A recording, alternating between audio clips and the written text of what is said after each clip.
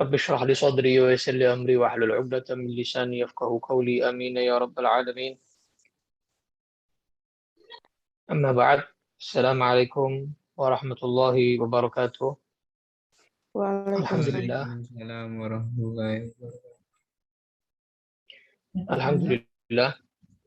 Pada malam Jumat kali ini Allah Subhanahu wa taala kembali pertemukan kita secara virtual di halaqah ilmiah Zoomiyah ini. Yang mana mudah-mudahan Allah Subhanahu wa taala menjadikan pertemuan kita diberkahi, dikaruniai, dianugerahi oleh Allah Subhanahu wa taala sebagaimana kita kumpul secara langsung, dan mudah-mudahan Allah Subhanahu wa taala juga menjadikan kita termasuk yang bisa memanfaatkan waktu, mengambil kesempatan keberkahan di tiap waktunya, tidak menyia-nyiakan waktu, sehingga kita nanti di hari kiamat tidak akan menjadi orang yang paling menyesal karena telah menyia-nyiakan waktunya. Na'udzubillah min dzalik. Kali ini kita akan membahas tentang yang paling bisa membersihkan jiwa kita, paling bisa membersihkan hati kita, paling bisa menyelamatkan kita sebelum kita diambil nyawanya oleh Allah Subhanahu wa taala, dan yang paling bisa untuk membersihkan dosa-dosa kita, dan yang tidak pernah ditinggal oleh Nabi Muhammad SAW setiap harinya. Minimal Nabi Muhammad melakukannya 70 kali, dalam riwayat yang lain 100 kali, yaitu adalah memperbanyak istighfar. Diriwayatkan oleh para sahabat, Nabi Muhammad itu sekali duduk ya, bukan 24 jam, sekali duduk, itu para sahabat menghitung istighfarnya Nabi. Jadi Nabi itu kalau duduk bersama para sahabat, walaupun ngobrol santai, Nabi itu yang selalu diulang-ulangi adalah istighfar. Rabbi ufirli wa tub alayya innaka antat tawwabur rahim. Itu yang selalu diulang-ulangi oleh Nabi Muhammad. Rabbi ufirli, Tuhanku ampuni aku, wa tub alayya, terimalah taubatku, innaka antat tawwabur rahim. Sungguhnya engkau adalah yang maha menerima taubat dan yang maha penyayang. Itu selalu diulang-ulangi, bahkan sahabat menghitung sekali duduknya Nabi itu Nabi Muhammad Rabbi ufirli warhamni wa tub alayya minimal 100 kali sallallahu alaihi wasallam. Padahal Nabi nggak punya dosa. Padahal Nabi nggak punya kesalahan. Ya, nggak perlu Nabi Muhammad untuk taubat ibaratnya, karena Nabi nggak pernah melakukan kesalahan, nggak pernah melakukan dosa, dan dijamin, dapat jaminan lagi. Bukan hanya nggak pernah melakukan dosa, dapat jaminan tidak mungkin melakukan dosa, dan dapat jaminan juga oleh Allah, dari Allah langsung, kalau seandainya melakukan kesalahan perbuatan dosa langsung diampuni sama Allah. Surat Al-Fath, Allah Ta'ala berfirman, Inna fatahna laka fatham mubina liyaghfira lakallah ma taqaddama min dhanbika wa ma ta'akhkhar wa yutimma ni'matahu 'alaika wa yahdiyaka siratan mustaqima. Sallallahu alaihi wa alihi wasallam. Langsung dapat jaminan, stempel dari Allah Subhanahu wa taala seperti itu. Dan sering saya sampaikan, yang disampaikan oleh guru-guru saya, yang disampaikan oleh guru-guru para habaib, para kiai, para masyayikh, para asatid, yang disampaikan oleh para salafus saleh, yang disampaikan oleh para sahabat Nabi, dan itu tentunya juga dari Nabi Muhammad SAW adalah apa? Adalah istighfar itu adalah ibarat orang tubuhnya kotor, dirinya kotor, berlumuran kotoran, kemudian dibersihkan. Nah, ibarat kita pulang kerja berkeringat, bau, kemudian kita mandi. Nah, diri kita ini, hati kita ini ibarat kotor, bau, ya, perlu dimandikan, perlu dibersihkan, perlu disucikan. Nah, bagaimana cara mensucikannya, membersihkannya? Caranya adalah dengan memperbanyak istighfar kepada Allah Subhanahu wa taala. Bahkan dikatakan, tidaklah seorang wali menjadi wali itu kecuali pintu yang pertama mereka lewati, makom yang pertama mereka lewati adalah makom taubat. Kalau mereka sudah melewati makom taubat, baru mereka ke makom-makom setelahnya, ke derajat-derajat setelahnya. Enggak mereka melewati melewati makom taubat. Tanpa taubat nggak mungkin ke pintu yang kedua, ke makom yang kedua atau level di atasnya lagi. Jadi level yang paling rendah untuk menjadi seorang yang soleh atau wali itu adalah taubat. Jadi betul-betul taubatnya makbulah, diterima Allah, kabul. Betul-betul taubatnya taubatan nasuha, memenuhi syarat-syarat yang telah disampaikan oleh Nabi Muhammad dan juga para sahabat dan juga para salafus saleh, para ulama amilin. Di dalam Al-Quran, Allah Subhanahu wa Ta'ala banyak mengingatkan kita tentang istighfar. Di antaranya surat Al-Baqarah ayat 199, Allah Ta'ala berfirman, "Wastaghfirullah, innallaha ghafurur rahim." Beristighfarlah kalian kepada Allah, sungguhnya Allah itu Maha mengampuni dan Maha penyayang. Dan juga Allah Subhanahu wa Ta'ala pernah berkata kepada Nabi Muhammad SAW dalam surat Muhammad, "Wastaghfir li dzambik." Beristighfarlah untuk dosa kamu. Padahal Nabi Muhammad tidak punya dosa. Masih diperintah Allah untuk istighfar, apalagi kita, kelasnya kita. Walil mu'minina wal mu'minat. Bahkan Nabi Muhammad, makamnya itu bisa mengistighfari orang lain. Sallallahu alaihi wasallam. Tapi bisa memintakan ampun kepada umatnya mukminin ataupun mukminat. Makanya sampai saat ini, sampai detik ini, dan sampai yaumil kiamah, hari kiamat, Nabi Muhammad itu dalam hadis yang sahih, Nabi Muhammad itu selalu dilapori amalan umatnya. Amalan saya, amalannya kalian. Saat ini kita sedang Zoom, membahas ilmu, membaca kitab An-Nasaih Ad-Diniyah, kitabnya Al-Habib Abdullah bin Al-Haddad, Sahibur Ratib Haddad, itu dilaporkan ke Nabi Muhammad. Tapi sekarang tersenyum lihat kita lagi halaqah ilmiah seperti ini. Walaupun via Zoom, karena memang keadaan yang membuat kita seperti ini, bukan karena kemauan kita, karena keadaan seperti ini. Nabi Muhammad tersenyum. Bayangkan kita bisa membuat senyum Nabi Muhammad SAW. Itu pahala yang sangat luar biasa. Bisa membuat senyum kekasih Allah Subhanahu wa Ta'ala. Nah, Nabi Muhammad dilapori. Dan Nabi Muhammad dalam hadis sahih itu menyampaikan, kalau saya mendapati laporan itu dari umatku, amalannya itu baik, maka saya hamidullah. Saya mengucap hamdulillah. Tapi kalau saya mendapati laporan itu, perbuatan umatku itu perbuatan yang nggak benar, dosa, kesalahan, maka istighfarullah. Saya memintakan ampun kepada Allah Subhanahu wa Ta'ala. Sallallahu alaihi wasallam. Perhatiannya sampai saat ini beliau dikubur masih mengistighfari kita, masih mendoakan kita, ya, masih memperhatikan kita. Sallallahu alaihi wasallam. Makanya kita nggak bisa balas jasanya beliau. Perbanyak sholawat kepada beliau apalagi malam ini dan besok hari Jumat. Nah, bahkan saudara-saudara Nabi Yusuf alaihissalam yang telah memasukkan Nabi Yusuf ke dalam sumur, menggolimi Nabi Yusuf alaihissalam dan berbohong kepada ayahnya, mereka, ya, Nabi Yakub, berbohong kepada Nabi Yakub. Nah, maka ketika mereka sudah saatnya taubat, jadi sudah mendapat hidayah dari Allah, mereka mau bertaubat, mau mengakui segalanya kepada Nabi Yakub, maka apa yang dikatakan oleh mereka? Tolong istighfari kami. Faya abana astaghfir lana dzunubana inna kunna khati'in. Dalam Al-Qur'an Allah ceritakan di sini. Wahai ayah kami, tolong istighfari kami kepada Tuhanmu. Mintakan ampun kami kepada Tuhanmu. Sungguhnya kita adalah orang yang banyak berbuat salah. Jadi memang kita minta doa kepada orang yang pasti diijabahi itu lebih enak. Ya. Mungkin istighfarnya kita itu masih perlu diistighfari lagi. Istighfarnya kita itu enggak ikhlas, istighfarnya kita itu masih banyak berpura-pura, ya.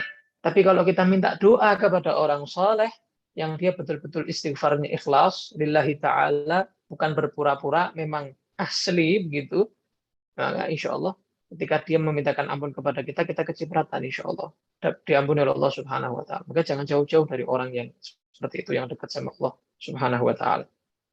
Nah, dan juga Allah Subhanahu wa Ta'ala dalam Al-Quran surat Az-Zariyat ayat 18, Allah juga mensifati hamba-hamba Allah yang baik itu siapa? Hamba-hamba Allah yang diakui oleh Allah kebaikannya itu siapa? Allah Ta'ala diantaranya mensifati mereka wabil ashari hum yastaghfirun. Dan di waktu sahur sebelum subuh mereka beristighfar minta ampun kepada Allah Subhanahu wa Ta'ala. Nah, ini dipuji oleh Allah Subhanahu wa Ta'ala. Nah, itu ayat Qur'annya. Dalam hadis Nabi Sallallahu Alaihi Wasallam beliau bersabda, Man lazimal istighfar, ja'alallahu lahu min kulli hammin farajan. Barang siapa yang melazimi istighfar, merutini istighfar, memperbanyak istighfar, Allah akan menjadikan setiap satu kesumpekan dia, satu kesulitan dia, ada jalan keluarnya. Tambah banyak kamu sholawat, tambah banyak masalah kamu yang diberi jalan keluar oleh Allah Subhanahu wa taala. Wa min kulli dhiqin makhrajan, dan setiap kesempitan dilapangkan oleh Allah Subhanahu wa taala. Wa razaqahu min haitsu la yahtasib, dan akan diberi rezeki oleh Allah dari arah yang enggak dia sangka-sangka.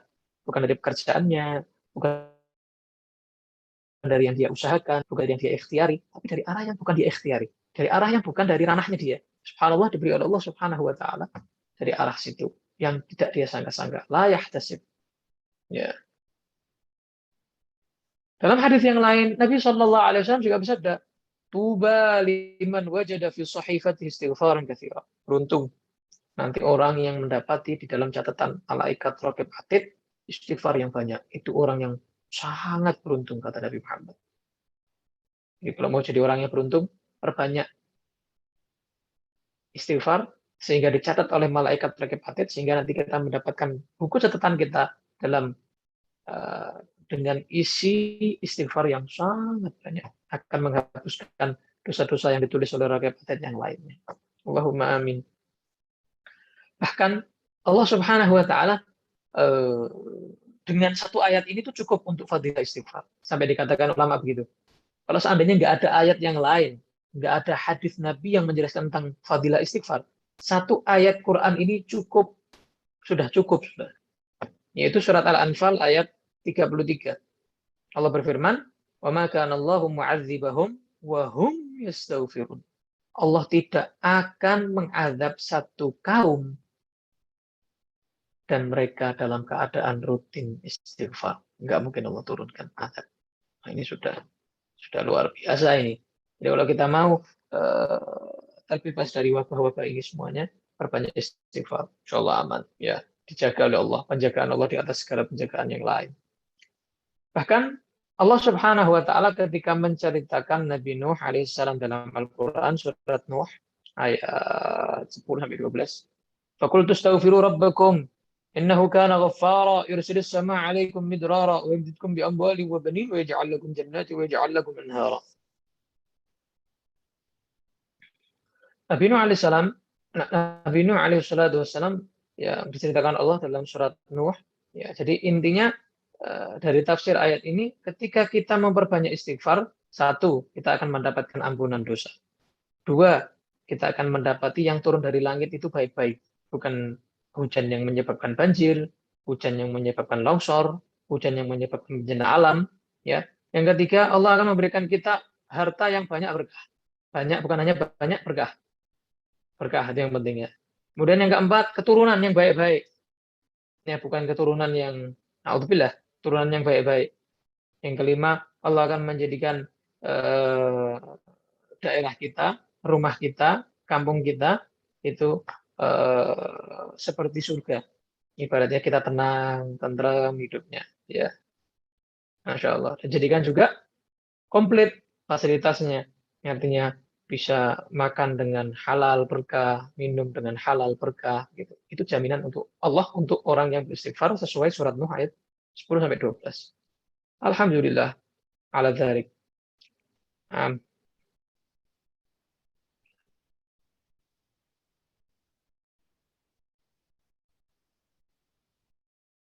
akan tetapi jangan sampai kita termasuk orang yang berpura-pura dengan istighfar.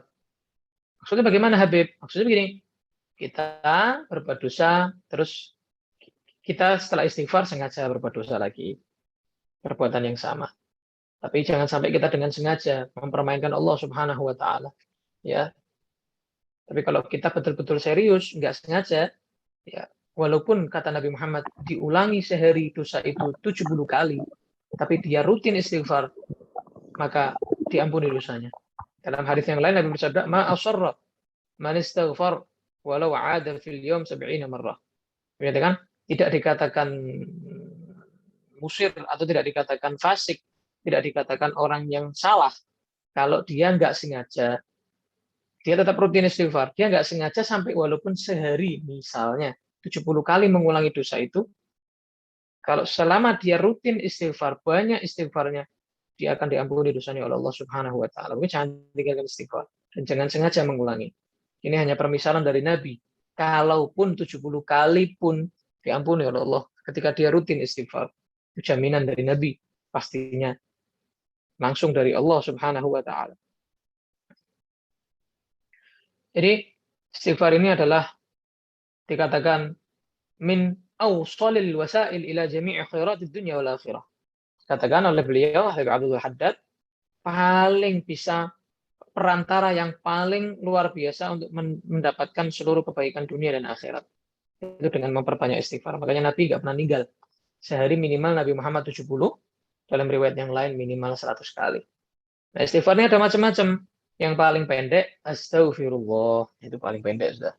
Ya. Ada lagi yang astaghfirullahaladzim. Ada lagi astaghfirullahaladzim wa atubu ilaih. Ya, tergantung. Ya, ada yang tadi Rabbi ufirli warhamni atub alayya innaka antat tawwabur rahim. Rabbi ufirli, ya Allah ampuni aku, warhamni, sayangi aku, atub alayhi, dan terimalah taubatku, innaka antat tawwabur rahim. Sungguhnya engkau Maha menerima taubat dan Maha penyayang. Nah, istighfar yang paling utama, ya, yang mana sering diucapkan oleh Nabi Shallallahu Alaihi Wasallam, agak panjang tapi penting untuk dihafalkan. Jangan sampai kita nggak rutin ini. Setiap hari minimal 6 lah, 6 kali, pagi 3, sore 3 gitu. Ya, paling tidak sekali lah, ya nggak apa-apa sekali, paling tidak. Tapi kalau biasanya di wiridnya habaib itu biasanya pagi 3 dibarengkan dengan wirid latif, sore juga dengan wirid latif 3. Bagaimana istighfarnya? Ini hadisnya sahih. Tapi yang mengucapkan, yang merutini ini. Allahumma anta rabbi la ilaha illa anta khalaqtani wa ana 'abduka wa ana 'ala ahdika wa wa'dika mastata'tu.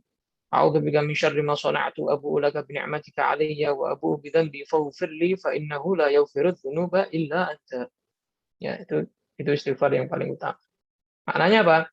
Maknanya Allahumma anta rabbi, Allah engkau adalah Tuhanku. La ilaha illa anta, tiada Tuhan selain engkau. Khalaqtani, engkau telah menciptakan aku. Khalaqtani wa ana 'abduka, dan aku adalah hambamu. Wa ana 'ala ahdika wa wa'dika mastata'tu, dan aku akan semampunya melaksanakan janjiku kepadamu, akan melaksanakan perintahmu semampuku ya Allah. A'udzu bika min syarri ma sana'tu. Aku berlindung kepadamu ya Allah dari apa yang telah aku perbuat. Ya, perbuatanku enggak sesuai yang kau harapkan ya Allah.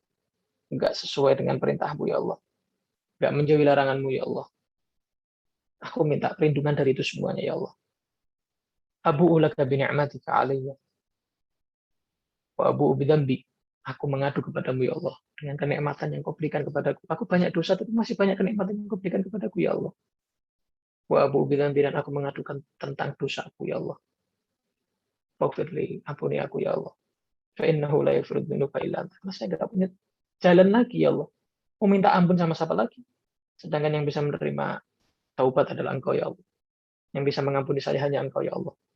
Maka saya minta ampun kepadamu ya Allah. Nah, istimewa artinya. Ini dirutini oleh Nabi Muhammad SAW. Minimal pagi 3, sore 3. Itu luar biasa. Oh, nggak bisa Habib? Sekali. Yang penting nanti 24 jam baca sekali. Udah luar biasa. Jangan sampai enggak sama sekali. Nah, ya alhamdulillah. Banyak dosanya enggak pernah istighfar. Mati dalam keadaan kotor. Mati dalam keadaan najis. Ya, na'udzubillah. Menjijikkan. Walaupun kelihatannya badannya bersih, pakaiannya bersih, kafannya bersih, dimandikan, tapi ruhnya kotor, hatinya kotor, menghadap kepada Allah dalam keadaan kotor. Karena kenapa? Istighfarnya kurang, atau nggak pernah istighfar, nggak rutin istighfar. Nabi aja yang kelasnya seperti itu, tiap hari istighfar terus. Satu kali duduk, nggak pernah kurang dari 100 kali. Sallallahu alaihi wa ala wasallam. Ya, anak kira itu mungkin. Ya, yang penting bukan lamanya orang tausiah itu, orang mau Indo hasanah itu, kajian itu. Yang penting maknanya bisa diresapi, dan diamalkan. Jadi setelah Zoom ini, diamalkan nggak? Didengarkan nggak? Nah, makanya ada orang itu yang mendengarkan nasihat dengan telinga, ada orang yang mendengarkan nasihat dengan hati. Nah, nasihat itu bisa manfaat kalau orang itu mendengarkannya dengan hati. Maka dia akan mengaplikasikan, akan mengamalkan. Tapi kalau orang itu dengarkan nasihatnya dengan telinga, pakai kuping, maka masuk kanan, keluar kiri. Nggak akan diamalkan, nggak masuk ke dalam hatinya, nggak meresap. Nah, jadi hati-hati. Kalau mau dengarkan nasihat, kajian, majelis, ya taklim, maka pasang hati, bukan hanya telinga. Telinga ini hanya menyampaikan supaya kita dengar. Tapi ini yang terpenting, hati ini yang terpenting. Kalau kita mendengarkannya pakai hati, maka akan merasuk dan akan kita amalkan. Bermanfaat jadinya ilmunya. Tidak cuma didengar, tapi diamalkan. Wallahu a'lam bishawab. Silahkan ada yang mau tanya? 1-2 pertanyaan. Wah, jazakallah khair Habib. Ini ada beberapa pertanyaan. Sama-sama. Yang Sama-sama. pertama dari Lestari. Silakan dibaca. Habib mau bertanya, kadang sering menunda-nunda membaca wirid. Misalnya wirid sehabis subuh dibaca sehabis duha dan dibaca dengan cepat. Apakah dengan cara seperti ini masih mendapatkan fadilah dari wirid tersebut? Terima kasih Habib. Sama-sama. Mendapatkan fadilah ibadah itu ada urutannya.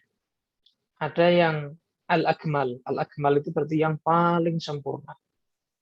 Ada adnal kamal, ya, kesempurnaan yang sederhana. Jadi nggak sampai ke yang paling, gitu ya, sederhana. Dapat kesempurnaan itu sederhana. Ada lagi yang asul sunnah. Jadi mendapatkan hanya pahala sedikit dasarnya. Ya paling tidak dia melakukan. Gitu.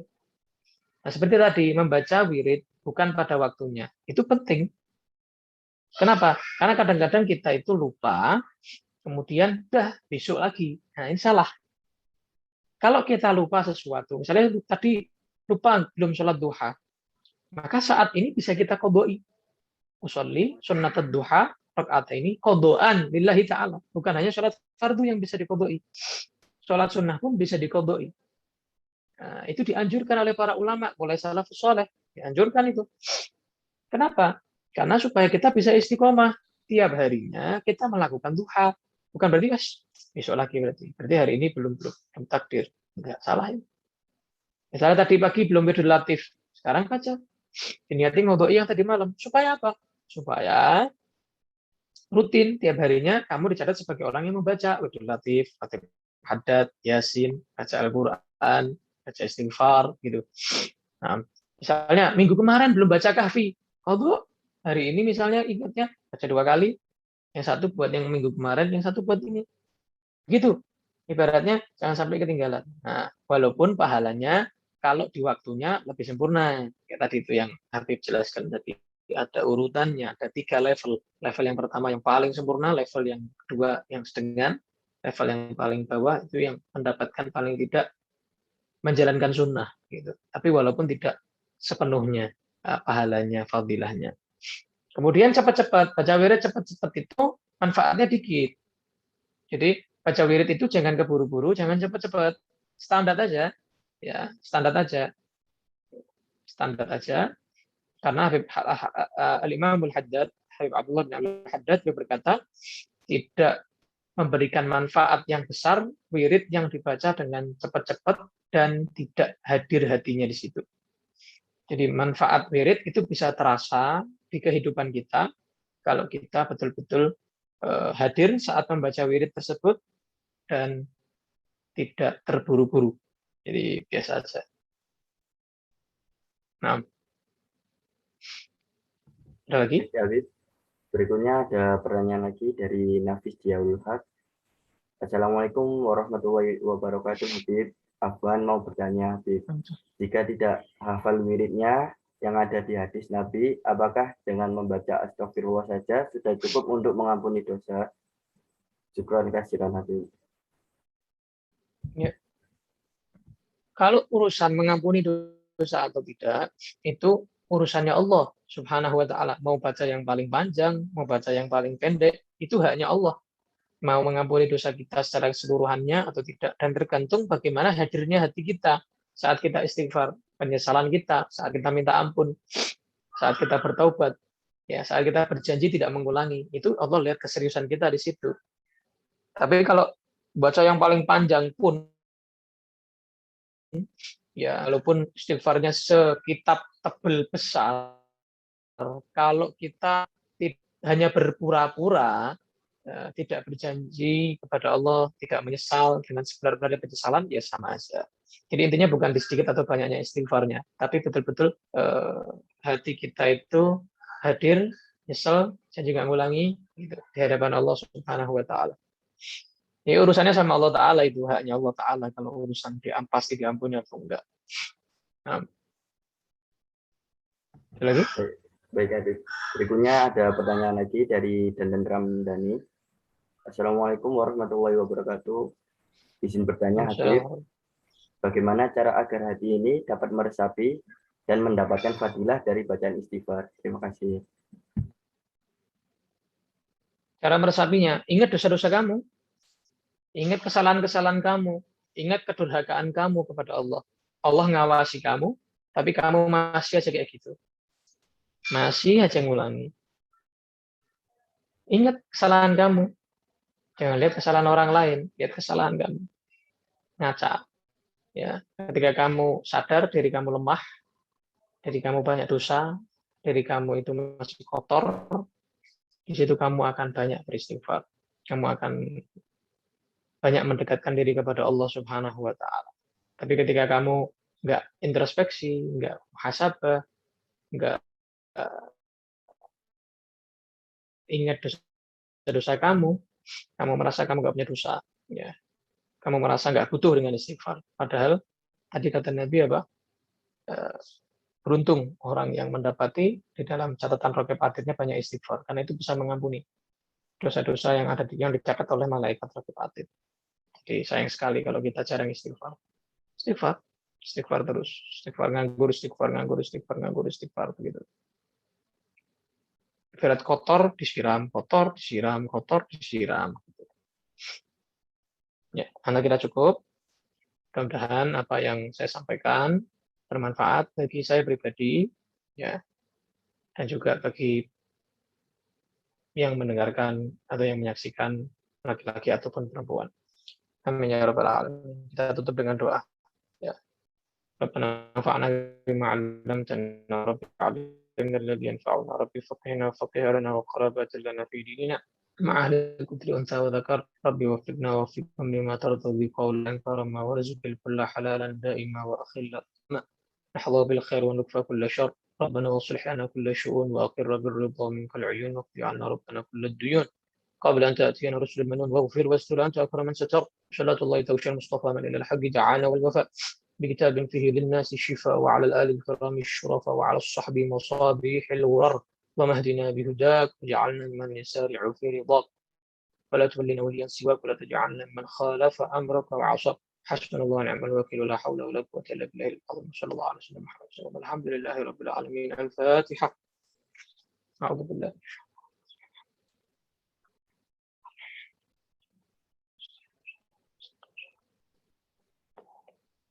آمين يا رب العالمين والعفو منكم جزاكم الله أحسن الجزاء السلام عليكم ورحمة الله وبركاته Waalaikumsalam Assalamualaikum warahmatullahi warahmatullahi wabarakatuh. warahmatullahi wabarakatuh. Jazakallah khair. Demikian acara kajian tasawuf pada malam hari ini. Semoga apa yang telah disampaikan bermanfaat bagi kita semua, baik di dunia maupun di akhirat. Amin ya rabbal alamin. Terima kasih kepada tamu undangan dan hadirin yang telah bergabung dalam acara ini. Semoga kita selalu dilimpahkan rahmat dan diberikan kesehatan oleh Allah Subhanahu wa Ta'ala. Mohon maaf bagi teman-teman yang bertanya belum bisa dijawab oleh Habib, mungkin bisa ditanyakan kembali buat pertemuan depan. Terima kasih atas perhatiannya. Mohon maaf bila ada salah kata. Wabillahi wal taufiq wal hidayah. Assalamualaikum warahmatullahi wabarakatuh. Terima kasih. Waalaikumsalam warahmatullahi wabarakatuh. Waalaikumsalam warahmatullahi wabarakatuh.